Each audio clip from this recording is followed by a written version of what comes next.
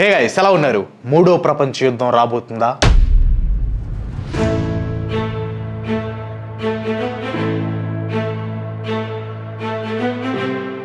మూడో ప్రపంచ యుద్ధంగా మారే ప్రమాద హెచ్చరికలు ముందుగానే వినిపిస్తున్నాయి. వరల్డ్ వార్ 3 మూడో ప్రపంచ యుద్ధం మొదలైందా అంటే అవుననే వార్తలు బలపడుతున్నాయి. మూడో ప్రపంచ యుద్ధానికి దారి తీయబోతుందా? Joking about World War 3. Granted, it is disturbing. 2 hotspots and we'll probably have a third, maybe with Taiwan.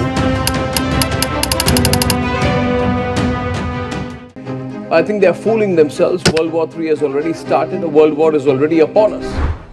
2024 October 1 Iran Israel మీద 180 బ్యాలిస్టిక్ మిసైల్స్ని ఫైర్ చేస్తుంది. ఇజ్రాయెల్ చరిత్రలో ఇంత పెద్ద అటాక్ని ఎవ్వరూ చేయలేదు.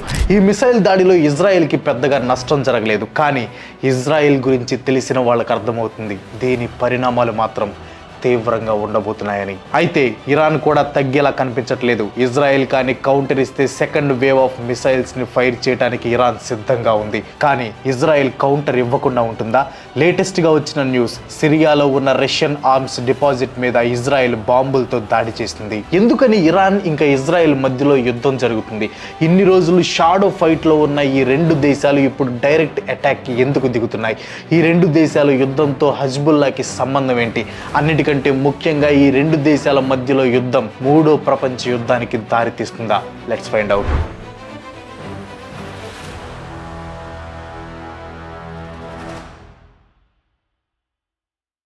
ఇప్పుడంటే ఒకరి మీద ఒకరు మిసైల్స్ వేసుకుంటున్నారు. కానీ ఒకప్పుడు ఇరాన్ ఇంకా ఇజ్రాయెల్ మధ్యలో మంచి దోస్తీ నడిచింది. సో ఈ ఇద్దరు దోస్తులు దుష్మన్లాగా ఎలా మారారో తెలుసుకోవాలంటే మనం కొంచెం వెనక్కి వెళ్ళాలి. మొదట్లో ఇజ్రాయెల్కి ఇరాన్కి డైరెక్ట్గా అయితే ఎటువంటి శత్రుత్వం లేదు. అసలు దీనికి రూట్ కాజ్ అంతా ఇజ్రాయెల్ పాలస్తీన్ ఇష్యూ.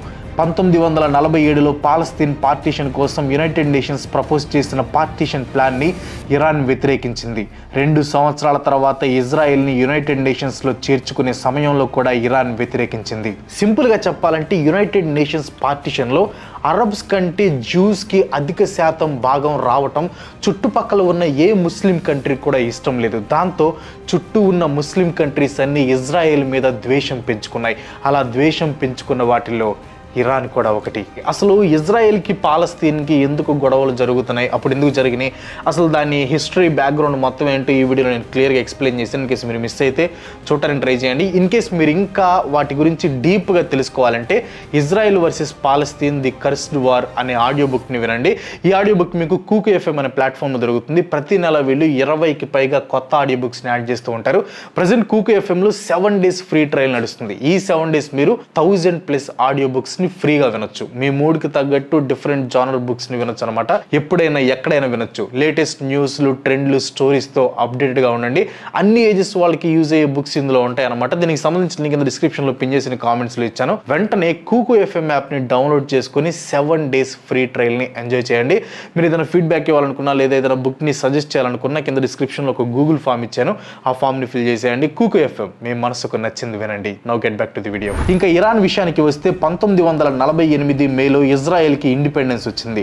ఆ టైంలో టర్కీ తర్వాత ఇజ్రాయెల్ని ఒక దేశంగా గుర్తించిన రెండో ముస్లిం కంట్రీ ఇరానే. ఇజ్రాయెల్కి ఇండిపెండెన్స్ వచ్చాక 100 ఏళ్ల పాటు దాక్కుంటూ బ్రతికిన జ్యూస్ మళ్ళీ ఇజ్రాయెల్కి రావటం మొదలుపెట్టారు. కానీ అప్పటికే అక్కడ సెటిల్ అయిన పాలస్తీనియన్స్ ఇంకా కొంతమంది ముస్లిమ్స్ జ్యూస్ ఇజ్రాయెల్ రావటాన్ని వ్యతిరేకించేవాళ్ళు.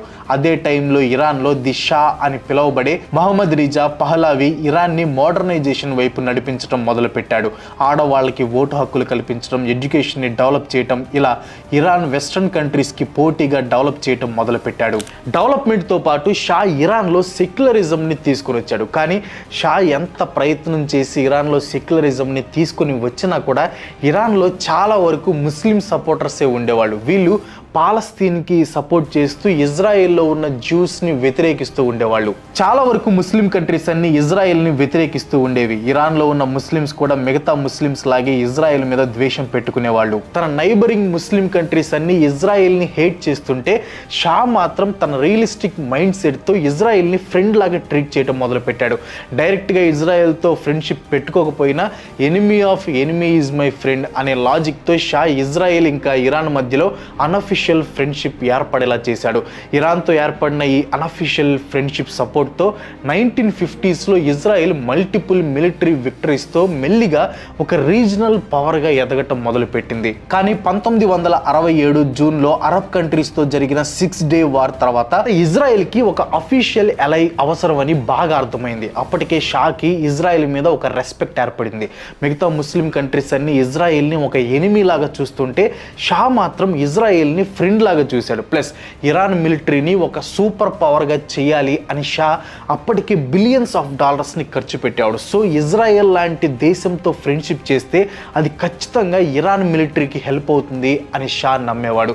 ఈ రెండు దేశాలు అఫీషియల్గా అలైజ్గా మారటంతో రెండు దేశాల మధ్యలో ట్రేడ్, స్ట్రాటజిక్ ఇంకా ఎకనామిక్ రిలేషన్స్ స్ట్రాంగ్ అయ్యాయి. ఇరాన్ ఆయిల్ సప్లై చేస్తే ఇజ్రాయెల్ వెపన్స్ సప్లై చేసేది. ప్లస్ ఇరాన్ డెవలప్మెంట్ కోసం ఇజ్రాయెల్ బిజినెస్ నాలెడ్జ్ షేర్ చేయటం, ఇన్ఫ్రాస్ట్రక్చర్ ఇంకా అగ్రికల్చర్ మ్యాటర్స్లో ఇరాన్కి హెల్ప్ చేసేది. ఇన్ఫ్యాక్ట్ అప్పట్లో ఇజ్రాయెల్ కన్స్ట్రక్షన్ కంపెనీ ఇరాన్లో డ్యామ్ కట్టడానికి బిడ్ కూడా గెలిచింది. అంతేకాదు ఆ టైంలో ముస్లిం కంట్రీస్ అన్ని జ్యూస్ని చేదరించుకుంటే ఇరాన్ మాత్రం జ్యూస్, ఇక్కడ జ్యూస్ అంటే యూదులు అనమాట, సో వీళ్ళని తమ దేశానికి ఆహ్వానించేది. దాదాపు 1,00,000 మంది జ్యూస్ ఆ టైంలో ఇరాన్లో నివసించేవాళ్ళు. వీటితో పాటు ఇజ్రాయెల్ నుంచి ఇరాన్కి రెగ్యులర్గా ఫ్లైట్స్ కూడా ఉండేవి. ఇజ్రాయెల్ డిప్లొమాట్స్ ఎప్పుడు వచ్చినా షా వాళ్ళని చాలా బాగా రిసీవ్ చేసుకునేవాడు. లావిష్ పార్టీలు అరేంజ్ చేసేవాడు. షార్ట్గా చెప్పాలంటే ఇజ్రాయెల్ వాళ్ళు ఇరాన్ని సొంత దేశంలాగా ఫీల్ అయ్యేవాళ్ళు. అయితే ఇక్కడ ఒక ట్విస్ట్ ఉంది. ఇరాన్లో ఇజ్రాయేలీస్ మీద చూపించే ప్రేమ అంతా కేవలం ఇరాన్ క్యాపిటల్ అయిన టెహరాన్లో మాత్రమే కనిపించేది. ఎందుకంటే షా ఉండేది టెహరాన్లో కాబట్టి. టెహరాన్కి బయట స్టోరీ వేరేలా ఉండేది. ఇందాక చెప్పినట్లు షా ఎంత ప్రయత్నం చేసినా ఇరాన్లో సెక్యులరిజం అనేది పూర్తిగా వ్యాప్తి చెందలేదు. చాలా వరకు ఇరాన్ ప్రజలు షా ఒక కరప్ట్ లీడర్ అని భావించేవాళ్ళు. దీనికి కారణం ఏంటంటే ఒక టెహరాన్ తప్పించి మిగతా ఇరాన్ అంతా పేదరికంలో ఉండేది. జాబ్లు దొరక్క కాలేజ్ గ్రాడ్యుయేట్స్ రోడ్లు ఎక్కేవాళ్ళు. వీటితో పాటు అధిక శాతం ఇరాన్ ప్రజలు ఇస్లాం వాల్యూస్తో దేశం ముందుకు వెళ్ళాలి అని భావించేవాళ్ళు. ఇవన్నీ ఒక ఎత్తు అయితే ఇరాన్లో వస్తున్న మోడర్నైజేషన్ వల్ల ఇరాన్ కల్చర్ని వెస్ట్రన్ కల్చర్ తొక్కేస్తుంది అని ఇరాన్ ప్రజలు ఫీల్ అయ్యేవాళ్ళు. ఈ ఫీలింగ్స్ ప్లస్ షా మీద వస్తున్న వ్యతిరేకత అన్ని కలిసి ప్రొటెస్ట్లుగా మారాయి. వెస్ట్రన్ ఇమేజ్ ఉన్న ప్రతి దానిని ఇరాన్ ప్రజలు బాయ్కాట్ చేయడం మొదలుపెట్టారు. మెల్లిగా ఈ ప్రొటెస్ట్ని ఇజ్రాయెల్ ఇంకా యుఎస్ మీదకి టార్గెట్ చేశారు. షా ఈ ప్రొటెస్ట్ని అణిచివేయడానికి ట్రై చేశాడు, కానీ ఫెయిల్ అయ్యాడు. ఫైనల్గా ఈ ప్రొటెస్ట్లన్నీ కలిసి రెవల్యూషన్గా మారాయి. ఈ రెవల్యూషన్ని 1979 రెవల్యూషన్ లేదా ది ఇస్లామిక్ రెవల్యూషన్ ఆఫ్ 1979 అని కూడా అంటారు.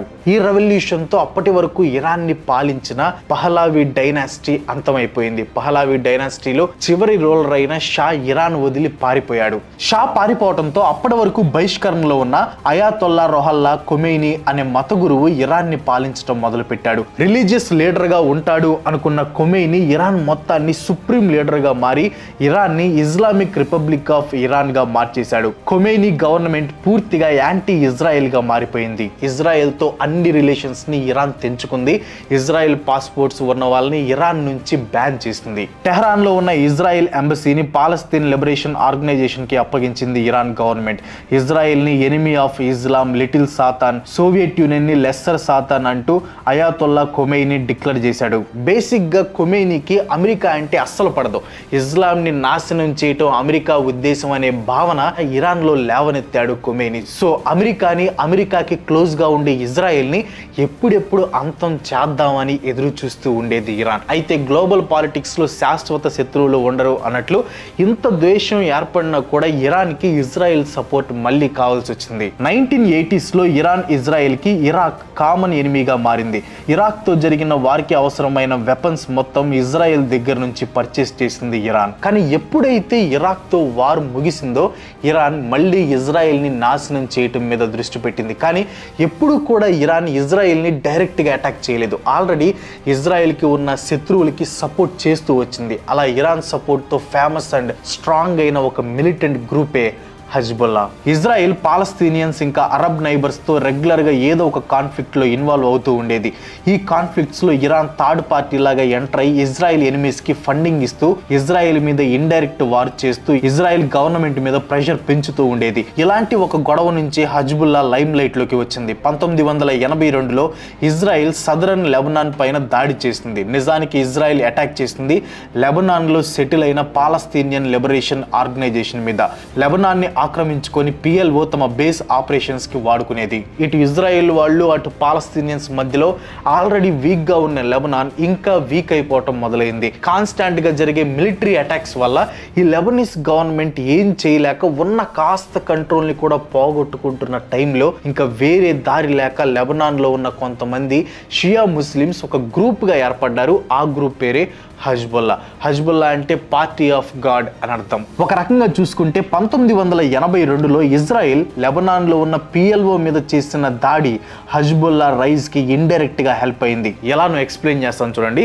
ఇజ్రాయెల్ లెబనాన్ మీద అటాక్ చేసినప్పుడు లెబనాన్లో ఉన్న కొంతమంది షియా ముస్లిమ్స్ ఒక గ్రూప్గా ఏర్పడి ఇజ్రాయెల్ ఫోర్సెస్తో ఫైట్ చేయడం మొదలుపెట్టారు. ఈ గ్రూప్ అప్పటికే ఇరాన్ రెవల్యూషనరీ ఐడియాలజీతో బాగా ఇన్ఫ్లుయెన్స్ అయి ఉంది. సో ఎప్పుడైతే ఈ షియా గ్రూప్ ఇజ్రాయెల్ ఫోర్సెస్కి ఎదురు వెళ్ళిందో ఇరాన్ సీన్లోకి వచ్చింది.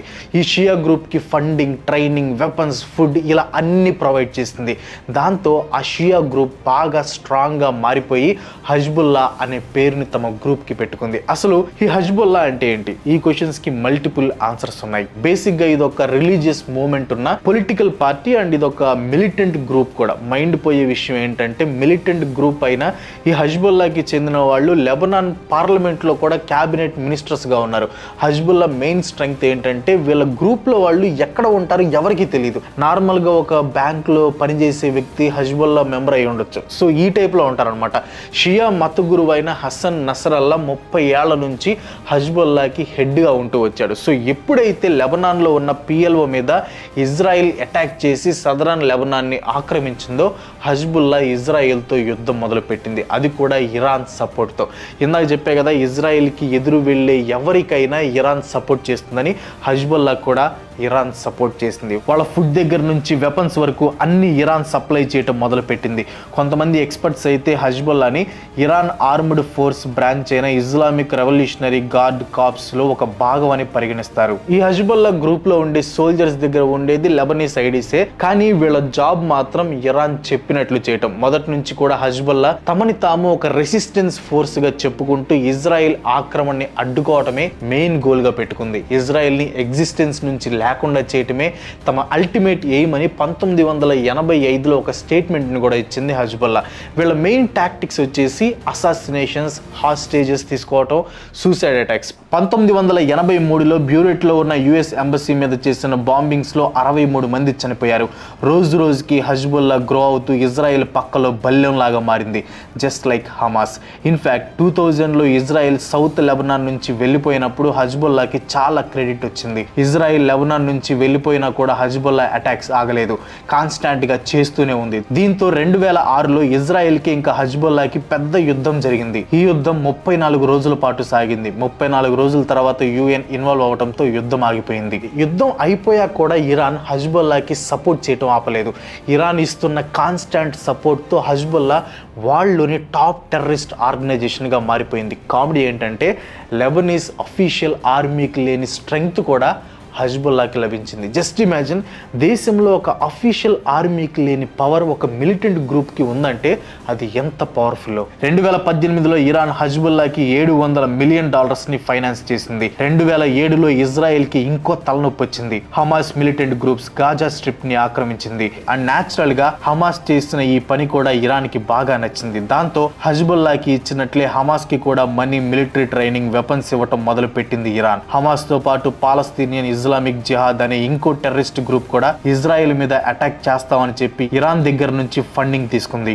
ఇజ్రాయెల్ ని ప్రశాంతంగా లేకుండా చేయటంలో ఇరాన్ చాలా సక్సెస్ అయింది. ఇజ్రాయెల్ ఇన్వాల్వ్మెంట్ తో గాజా స్ట్రిప్ ఇంకా వెస్ట్ బ్యాంక్ లో జరిగిన ప్రతి యుద్ధం వెనక ఇరాన్ హస్తం ఉంది. ఇన్ఫాక్ట్ గాజా నుంచి ఫైర్ చేసిన మిసైల్స్ లో చాలా వరకు ఇరాన్ లో తయారు చేసినవి. అఫ్ కోర్స్ ఇజ్రాయెల్ తప్పు లేదు అనలేం. ఇరాన్ రెచ్చగొట్టే ప్రతి గ్రూప్ తో ఇజ్రాయెల్ ఫైట్ చేస్తున్నా కానీ మధ్యలో అన్యాయంగా అమాయకుల్ని బలి తీసుకుంటుంది ఇజ్రాయెల్. దీనికి బెస్ట్ ఎగ్జాంపుల్ లాస్ట్ అక్టోబర్లో గాజా స్ట్రిప్ మీద ఇజ్రాయెల్ చేసిన అటాక్. దీనిలో ఎంతో మంది అమాయకులు ప్రాణాలు కోల్పోయారు. గాజా మీద ఇజ్రాయెల్ చేసిన ఈ అటాక్ కి ఇరాన్ హజ్బుల్లాతో రియాక్షన్ ఇప్పించింది. హజ్బుల్లా ఇజ్రాయెల్ మీద రాకెట్స్ ఇంకా డ్రోన్స్ తో అటాక్ చేసింది. ఇజ్రాయెల్ కి ఆపోజిట్ గా టెర్రరిస్ట్ గ్రూపుల్ని, ముస్లిం కంట్రీస్ ని ఇజ్రాయెల్ మీదకి పంపటం ఇరాన్ టాక్టిక్స్ అయితే ఇజ్రాయెల్ మాత్రం వేరే స్ట్రాటజీని అమలు చేస్తుంది. ఇరాన్ ఆర్మీతో పాటు తమకి ఎదురు వచ్చే ప్రతి టెర్రరిస్ట్ ఆర్గనైజేషన్ లో ఉన్న టాప్ కమాండర్స్ ని తమ దగ్గర ఉన్న అడ్వాన్స్డ్ ఎయిర్ స్ట్రైకింగ్ ఇంకా అసాసినేషన్ టాక్టిక్స్ తో అంతం చేయటం మొదలు పెట్టింది.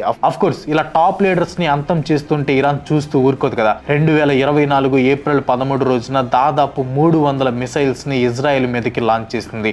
అయితే ఇజ్రాయెల్ దగ్గర ఉన్న స్ట్రాంగ్ ఎయిర్ డిఫెన్స్ సిస్టమ్ ఆ 300 మిసైల్స్ లో 99% మిసైల్స్ ని ఇంపాక్ట్ కి ముందే డెస్ట్రాయ్ చేసింది. ఆ తర్వాత ఇజ్రాయెల్ కూడా ఇరాన్ ఎయిర్పోర్ట్ ని, ఎయిర్ డిఫెన్సెస్ ని అటాక్ చేసింది. ఇలా కొన్ని రోజుల పాటు బ్యాక్ అండ్ ఫోర్త్ రెండు దేశాలు పెద్ద నష్టం కలగకుండా అటాక్ చేసుకున్నాయి. ఎప్పటిలాగే ఇరాన్ ఇండైరెక్ట్ గా అటాక్స్ చేపించి ఇజ్రాయెల్ ప్రజల్ని బలి తీసుకుంటే ఇజ్రాయెల్ జాలి దయ లేకుండా కౌంటర్ అటాక్స్ ఇస్తూ అమాయకుల్ని బలి తీసుకుంది. కానీ జూలై 2024 నుంచి సీన్ మారిపోయింది. ఇజ్రాయెల్ కొన్ని హై ప్రొఫైల్ అసాసినేషన్స్ చేయడం మొదలు పెట్టింది. అలా ఇరాన్ సైడ్ ఉన్న గ్రూప్స్ లోని పెద్ద పెద్ద కమాండర్స్ ని, అంటే పెద్ద పెద్ద తలకాయల్ని, లీడర్స్ ని అసాసినేట్ చేసింది. సెప్టెంబర్ 17న లెబనాన్ లో పేజర్స్ అటాక్ చేసి ఇజ్రాయెల్ మళ్ళీ తమకి అడ్డు వస్తే జాలి దయ లేకుండా అంతం చేస్తామని ప్రూవ్ చేస్తుంది.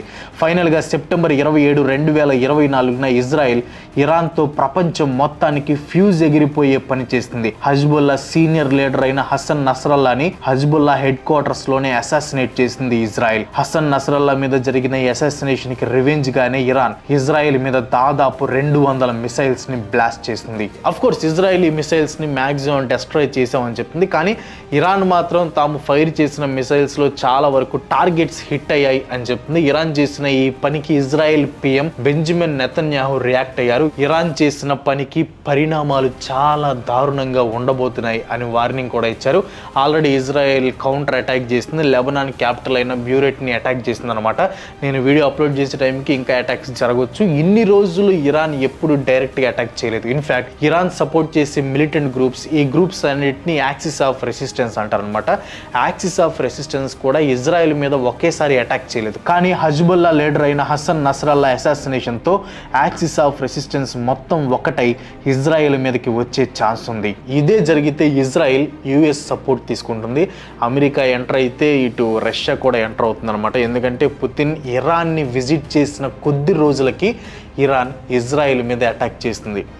సో అక్కడ ఏదో జరిగి ఉండింది. సో రష్యా ఎంటర్ అయితే అమెరికా తన అలైస్ని రంగంలోకి దించుతుంది. అలా రెండు వైపుల నుంచి అలైస్ పెరిగితే వచ్చేది ఒకటే, మూడో ప్రపంచ యుద్ధం.